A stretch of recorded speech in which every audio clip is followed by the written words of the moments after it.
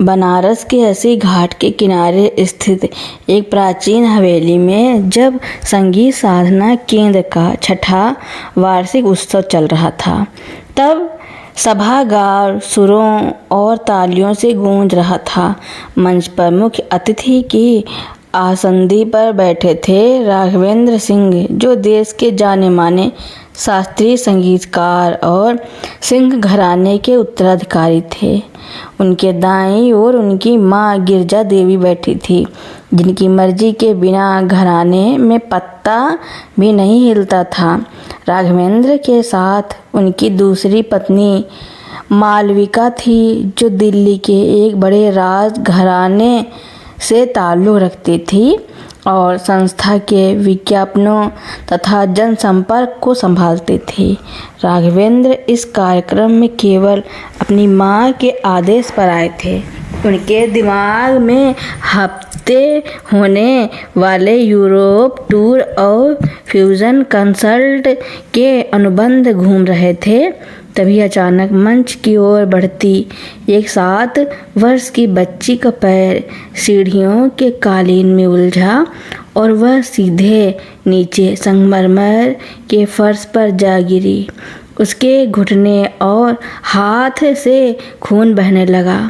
पूरे सभागार में सन्नाटा छा गया। राघवेंद्र ने बिना सोचे मंच से छलांग लगाई और बच्ची को अपनी गोद में उठा लिया। बच्ची ने दर्द के मारी अपनी आंखें मूंद ली थी, लेकिन उसकी नन्ही उंगलियों ने राघवेंद्र के रेशमी कुर्ते को इतनी कसकर पकड़ लिया मानो वह सदियों पुराना कोई सहारा ढूंढ रही हो। जब राघवेंद्र ने उसके चेहरे पर बिखरे घुंघराले बाल हटाए तो उनका दिल थम गया। वही तीखी नाक, घने भौहें के बीच छोटा सा तिल और दर्द में होठों को भीतर की ओर भींचने की आदत, यह कोई इत्तेफाक नहीं था। राघवेंद्र को लगा जैसे वे अपनी 7 साल पुरानी खुद की तस्वीर देख रहे हों। समारोह की संचालिका ने जब साधना केंद्र की निर्देशिका को मंच पर बुलाया तो राघवेंद्र की नजरें उधर गईं। साधारण बनारसी कॉटन की साड़ी, बिना किसी गहने के शांत चेहरा, आंखों में गहरी थकावट मगर रीढ़ बिल्कुल सीधी, वह वैदेही थी। वही वैदेही जिसे 7 साल पहले राघवेंद्र ने एक झूठे इल्जाम के बाद अपनी माँ के कहने पर हवेली की ढेवढ़ी पार करने से नहीं रोका था। वैदेही भी संगीत की छात्रा थी।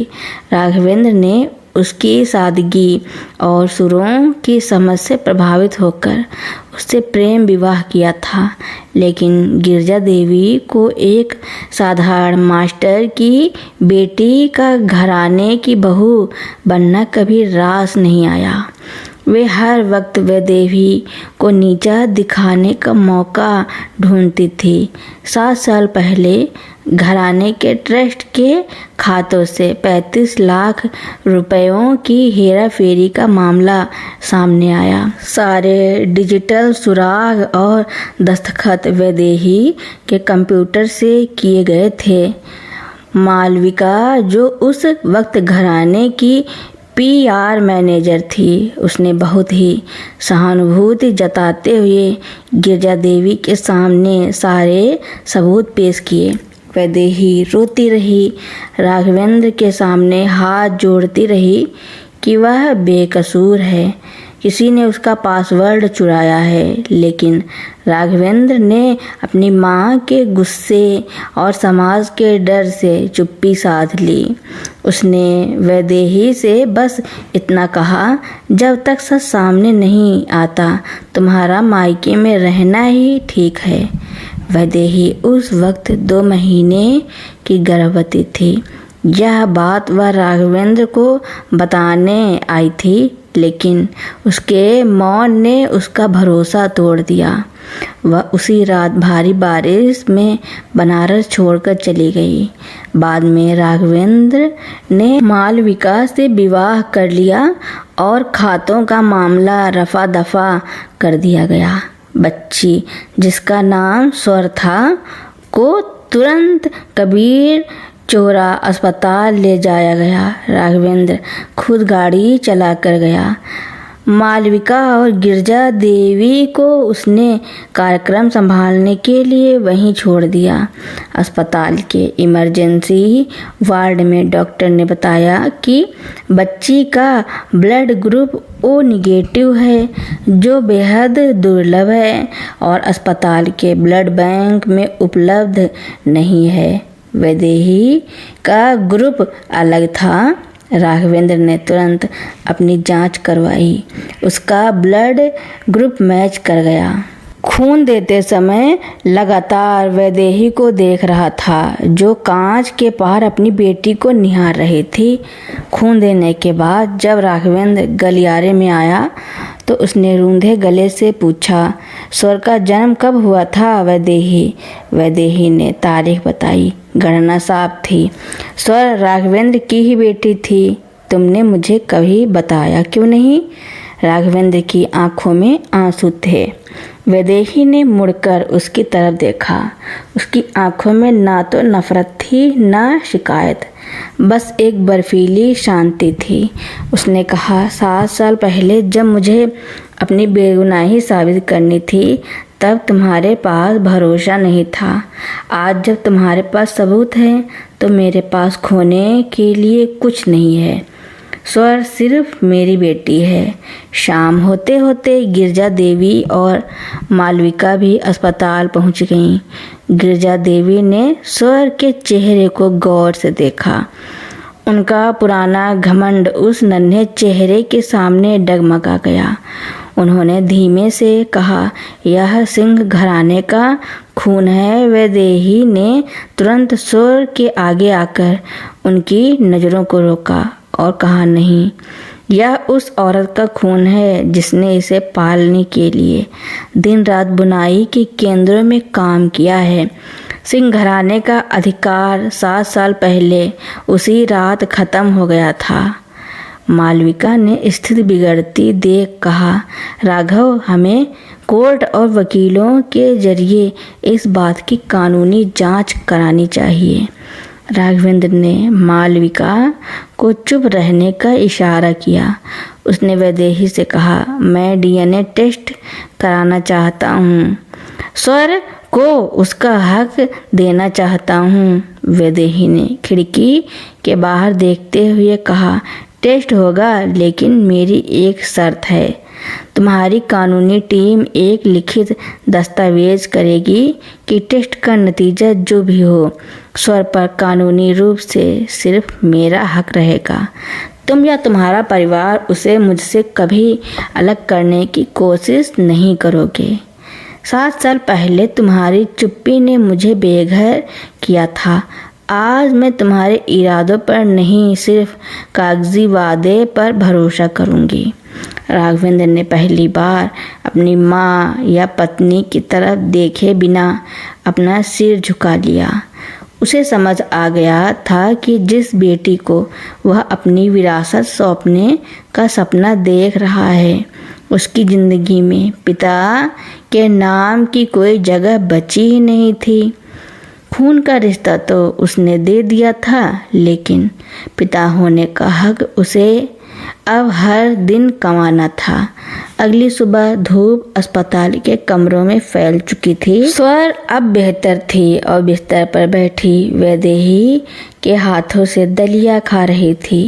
बाहर गलियारे में घराने का वकील नकुल दस्तावेज तैयार कर रहा था और खिड़की के पास खड़ी मालविका अपने पर्स की चैन को कसकर भींजे हुए यह महसूस कर रही थी कि अतीत का एक सच उसके आलीशान वर्तमान की नींव हिलाने के लिए लौट आया है। वकील नकुल देश पांडे ने जब 3 प्रतियों में तैयार दस्तावेज मेज पर रखा तो कमरे के भीतर का सन्नाटा और गहरा हो गया।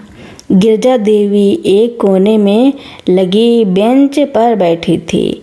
उनकी उंगलियां लगातार अपनी रुद्राक्ष की माला पर घूम रही थी, लेकिन उनकी नज़रें रह रह कर सौरभ के चेहरे पर टिक जाती थी। मालविका खिड़की के कांच पर अपनी उंगलियों से कोई अदृश्य लकीर खींच रही थी। उसका ध्यान वकीलों की बातचीत पर कम और राघवेंद्र के चेहरे पर ज़्यादा था। राघवेंद्र ने बिना पढ़े ही पेन उठा लिया। एक बार पढ़ तो लो राघव। मालविका की आवाज़ में हल्की सी कड़वाहट थी, जिसे उसने शालीनता से मुखौटे से ढकने की नाकाम कोशिश की थी। इस कागज़ के बाद तुम सिंह घराने के सारे कानूनी अधिकार हमेशा के लिए खो दोगे। भविष्य में अगर यह बच्ची मेरी बेटी है मालविका। राघवेंद्र ने उसे बीच में ही टोक दिया। उसकी आवाज़ में कोई गुस्सा नहीं था, बस एक अंतिम फैसला था। और 7 साल पहले मैंने पढ़ने और जांचने के नाम पर ही एक बेकसूर को खो दिया था, अब और नहीं। उसने बिना झिझक के 3 प्रतियों पर अपने हस्ताक्षर कर दिए। नकुल ने वे कागज़ वैदेही की ओर बढ़ाए।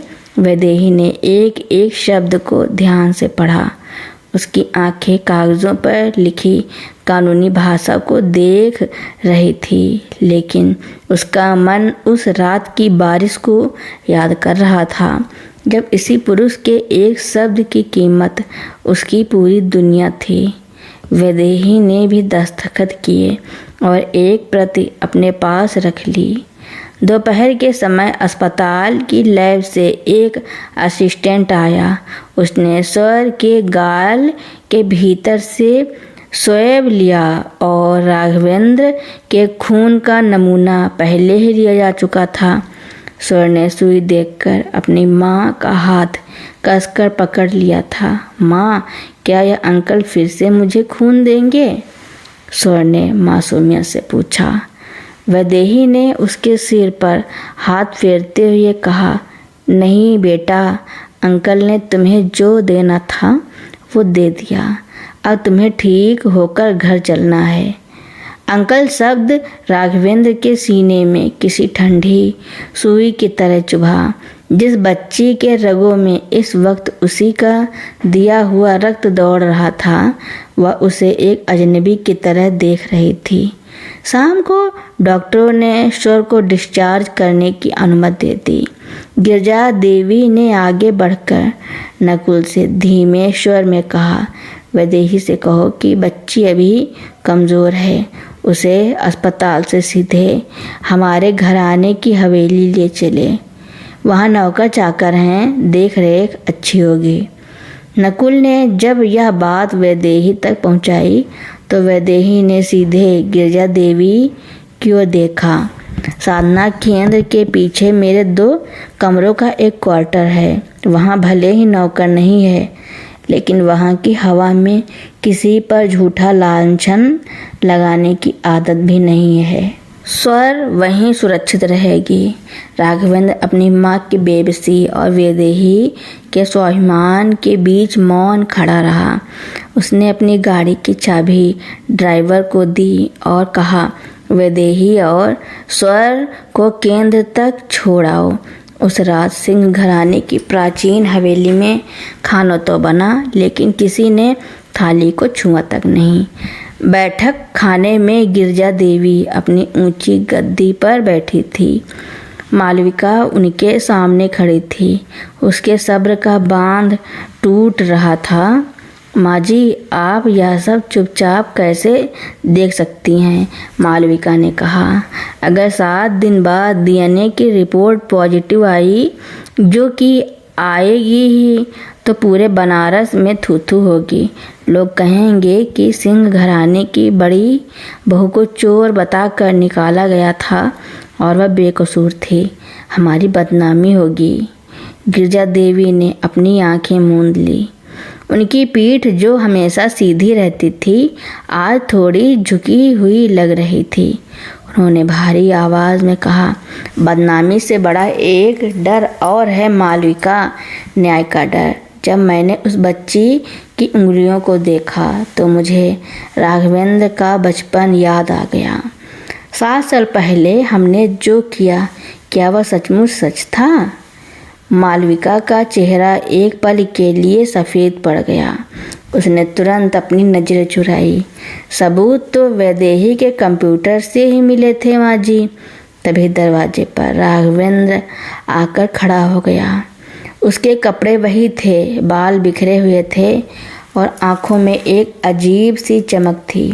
उसने मालविका की तरफ देखा और कहा, नकुल ने आज शाम को मुझे एक बात बताई मालविका।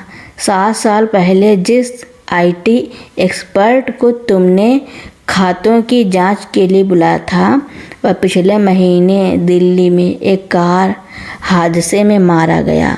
लेकिन मरने से पहले उसने अपनी डायरी में एक बात लिखी थी कि उसे सिंह घराने के किसी करीबी ने वैदेही के सिस्टम में पासवर्ड डालने के लिए 5 लाख रुपए दिए थे। कमरे में मानो बर्फीली हवा चल गई। मालविका ने अपने हाथ में पकड़े पर्स को इतनी कसकर भींचा कि उसकी नसें उभर आईं। तुम मुझ पर शक कर रहे हो राघव? मालविका की आवाज़ काँपी। मैंने किसी का नाम नहीं लिया, राघवेंद्र ने बहुत शांत होकर कहा। लेकिन मैं अब सच से नहीं डरूंगा। मैंने नकुल को उस केस को दोबारा खोलने और पुलिस के साइबर सेल को सौंपने का निर्देश दे दिया है। 7 साल पहले जो सच मैंने अपनी दुविधा के लिए दबा दिया था, उसे मैं खुद बाहर लाऊंगा, चाहे उसकी कीमत मेरा यह घर ही क्यों ना हो। अगली सुबह बनारस के घाटों पर सुबह की अनजान और शंखों की आवाज़ एक साथ गूंज रही थी। वैदेही साधना केंद्र के छोटे से बरामदे में बैठी तुलसी के पौधे में पानी दे रही थी। स्वर अंदर बिस्तर पर बैठी एक पुरानी फटी हुई कॉमिक्स पढ़ रही थी। तभी बाहर एक गाड़ी रुकी। वैदेही ने सोचा कि शायद अस्पताल की कोई दवा बाकी रह गई होगी, लेकिन जब उसने देखा तो राघवेंद्र हाथ में एक छोटा सा वायलिन और कुछ फल लिए अंदर आ रहा था। उसके साथ कोई ताम झाम नहीं था, कोई ड्राइवर नहीं था। वैदेही वही रुक गई। तुम यहाँ क्यों आए हो राघवेंद्र? हमारी शर्त के मुताबिक मैं स्वर पर कोई दावा नहीं कर सकता वैदेही, और मैं करने भी नहीं आया हूँ। राघवेंद्र ने वायलिन को बरामदे की मेज़ पर रखते हुए कहा, यह वायलिन स्वर के लिए है। कल अस्पताल में जब वह बेहोश थी तो उसकी उंगलियां हवा में कुछ थिरक रही थी, मानो वह कोई बंदिश बजा रही हो। घराने का संगीत उसकी रगों में है, भले ही मेरा नाम उसकी ज़िंदगी में ना हो। वैदेही ने राघवेंद्र के चेहरे को देखा। उसके चेहरे पर अब वह पुराना अहंकार नहीं था, बल्कि एक ऐसी याचना थी जो उसने पहले कभी नहीं देखी थी। संगीत किसी घराने की बपौती नहीं होती राघवेंद्र, वैदेही ने धीमे से कहा। स्वर यहाँ केंद्र के बच्चों के साथ खेलती है। उसे किसी महंगे वायलिन की ज़रूरत नहीं है। यह महंगा नहीं है। राघवेंद्र की आवाज़ भर्रा गई। यह वही वायलिन है जिसे मेरे गुरु जी ने मुझे तब दिया था जब मैं पहली बार मंच पर उतरा था। मैं बस उसे दूर से देखना चाहता हूँ। क्या मैं हफ्ते में एक बार इस केंद्र के बच्चों को मुफ्त संगीत सिखाने आ सकता हूँ? स्वर के पिता के रूप में नहीं, बस एक शिक्षक के रूप में जो अपने अतीत का कर्ज चुकाना चाहता है। वैदेही कुछ कहने ही वाली थी कि अंदर से स्वर की आवाज़ आई। माँ देखो, धूप कितनी अच्छी निकली है। क्या आज मैं राघवेंद्र अंकल के दिए हुए गाने की धुन गुनगुना सकती हूँ? वैदेही ने अंदर देखा, फिर बाहर खड़े उस व्यक्ति को देखा जो अपनी पूरी सल्तनत हार कर भी अपनी बेटी की एक मुस्कान के लिए भिखारी की तरह खड़ा था। वैदेही ने एक गहरी सांस ली और कहा, क्लास सुबह 7 बजे शुरू होती है। अगर देर से आओगे तो बच्चों को अनुशासन क्या सिखाओगे? राघवेंद्र के चेहरे पर 7 साल बाद एक सच्ची मुस्कान उभरी।